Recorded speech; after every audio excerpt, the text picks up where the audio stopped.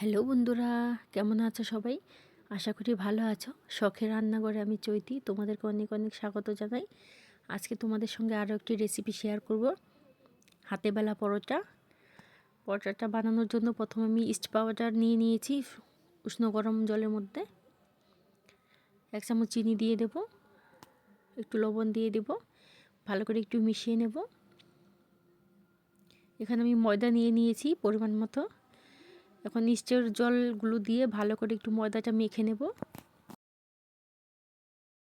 ময়দাটা আমার মাখা হয়ে গেছে, এর মধ্যে অল্প ঘি দিয়ে দেব। ঘি দিয়ে একটু ভালো করে মেখে নেব।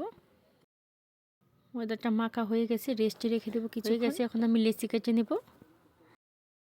লেচি কেটে নিয়েছি, একটা একটা করে এবার হাতে তৈরি করে দেব। কোনো রকম বেলা ছাড়াই তৈরি হয়ে গেল পরোটা। এবার তাওয়াটা গরম করে নেব। পরিমাণ মতো তেল দিয়ে দিয়েছি, সাদা তেল। তেলটা গরম হয়ে গেছে, পরোটাটা দিয়ে দেব।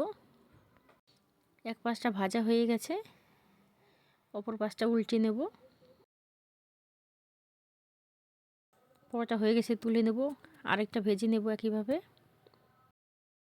হয়ে গেছে। বন্ধুরা, রেসিপিটি ভালো লাগলে অবশ্যই লাইক, কমেন্ট, শেয়ার এবং সাবস্ক্রাইব করে দেবে। পাশে থাকা বেল আইকনটা ক্লিক করে দেবে, যাতে পরবর্তী ভিডিওটা ছাড়ার সাথে সাথে তোমাদের কাছে পৌঁছে যায়।